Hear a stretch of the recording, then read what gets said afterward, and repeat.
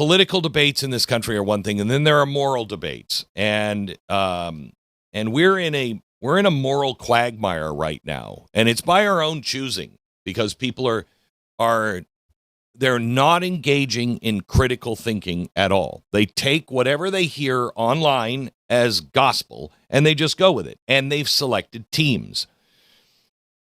Let me talk to you about what's happening in Virginia. There's a lot of things happening in Virginia, but the latest, the one that I want to start with is the Governor Spanberger, who ran as a moderate.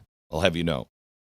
Ran as a moderate. She is now saying that she will not turn over a guy who murdered a woman at a bus stop, stabbing her to death, okay?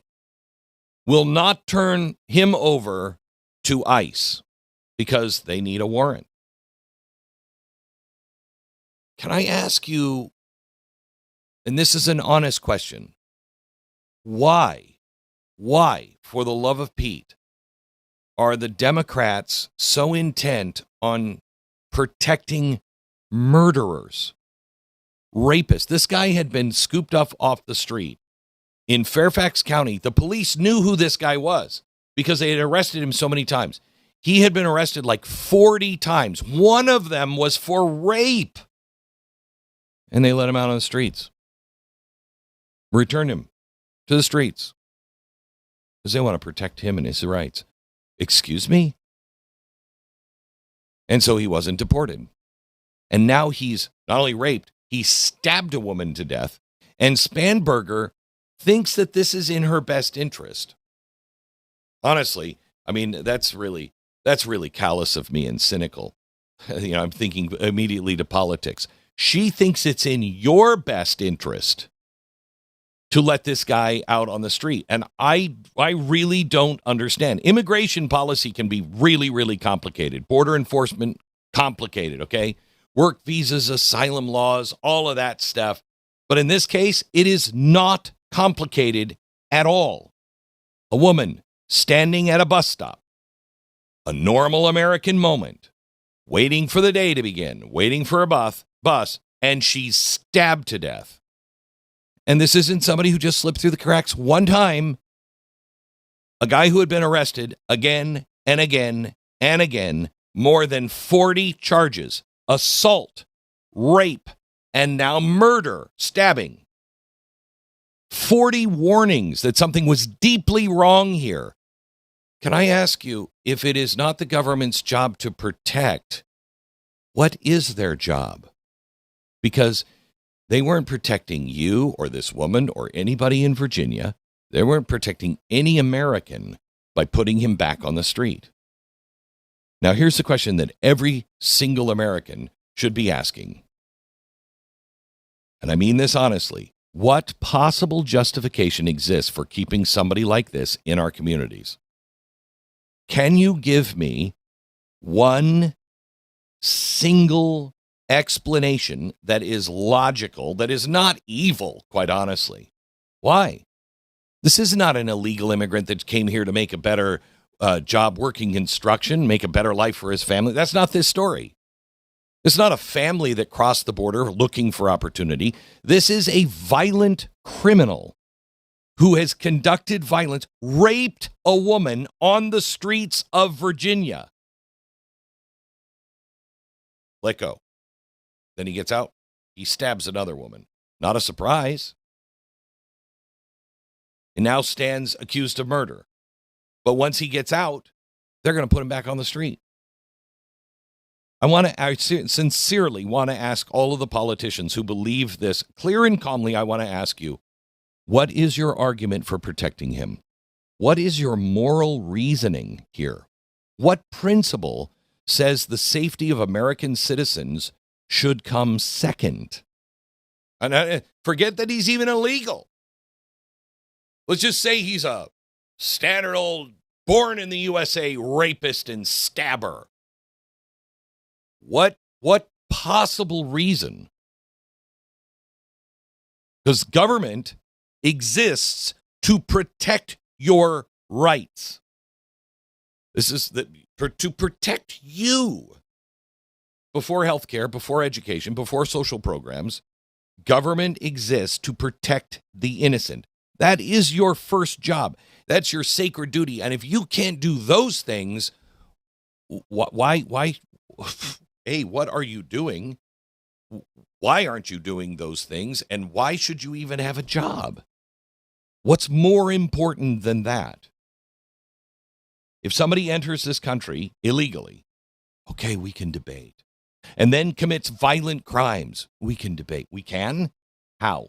Question's not complicated. The answer should be immediate. Remove the threat. Deport them. Protect the public. But somewhere along the way, parts of our political leadership began treating violent offenders as if they're the ones who needed protection. You can say little kids who came here who were dragged here by their parents, they had nothing. You make that case all day long, and we can argue that. And you might even win, okay?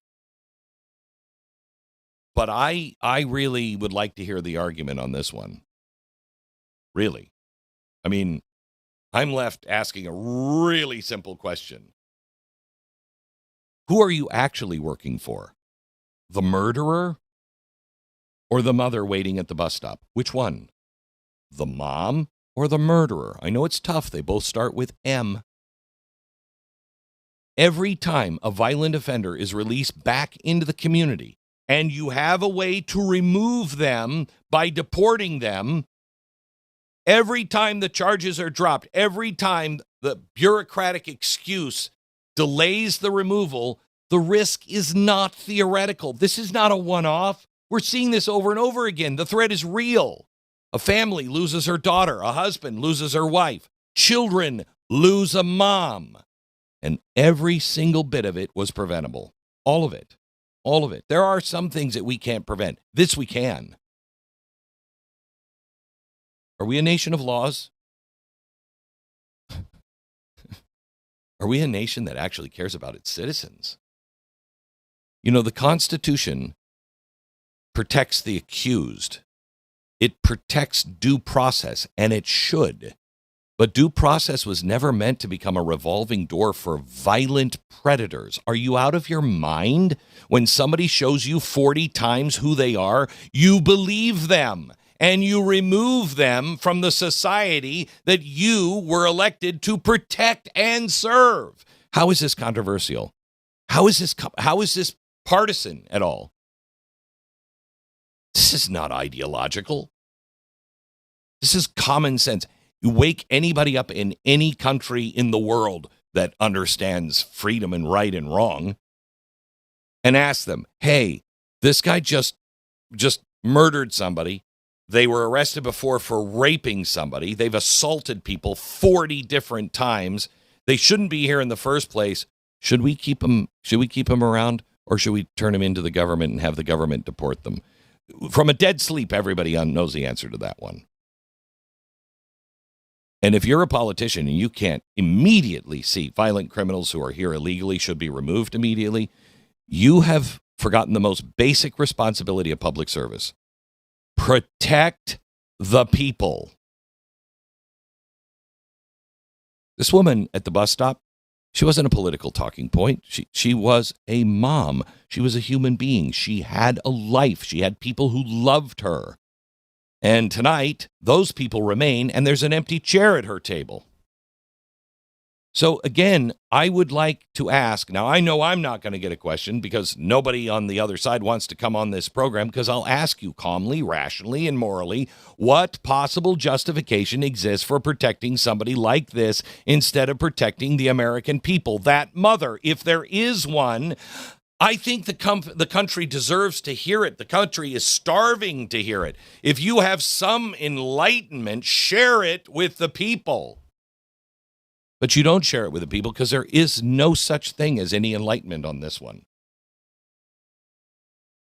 The leaders responsible, you should have the courage to state your case. And if you can't, get the hell out. Protecting innocent people is not a partisan position. It is not. It is the foundation of civilization itself. Now, what she'll say is, all I want to deport is a warrant. Oh my gosh. Let me clear this one up. Politicians, they are so smarmy. They are so dishonest. They're playing this game. And again, I ask you, they are playing the game with Americans' lives. And you keep hearing the same line, ICE needs a warrant from a judge. Okay, that sounds reasonable, right? Here's the problem.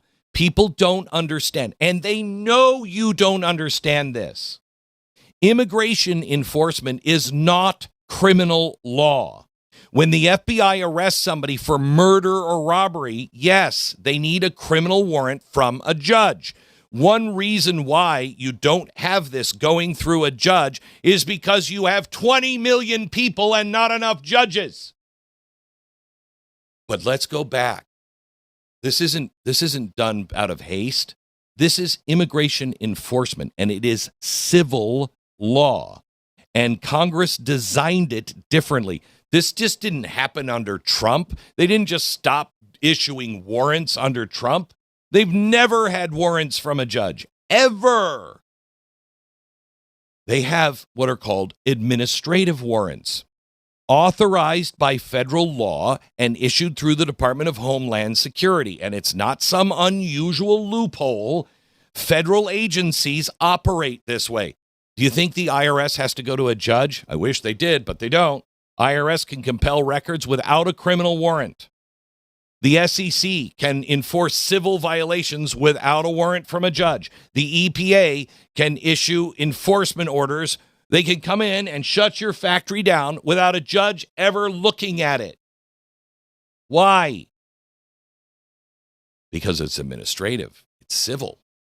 So when politicians suddenly say, those ICE agents, where is the judge's warrant? Excuse me? Never in the history of America have we had that, because that's not the law. You know what that is? A political roadblock. That's a political game. They know the rules. They've played this as a politician forever on both sides.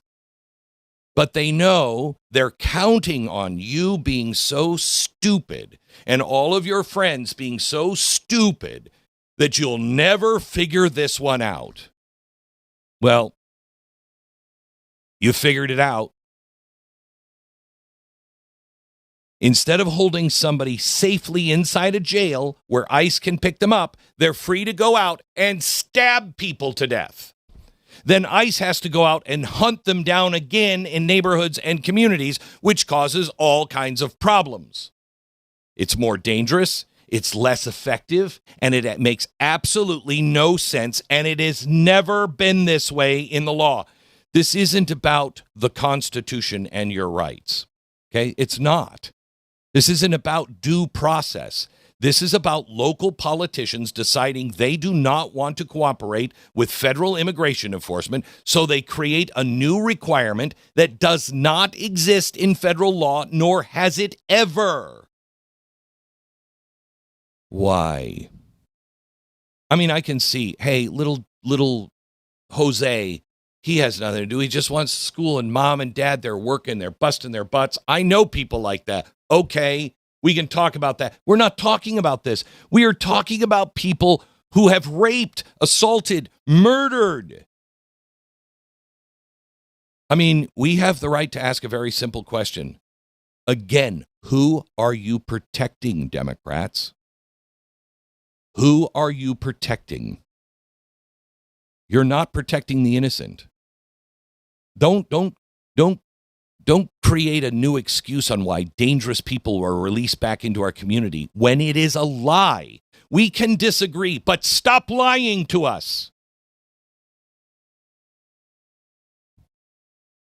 America, we must educate ourselves on how this process works.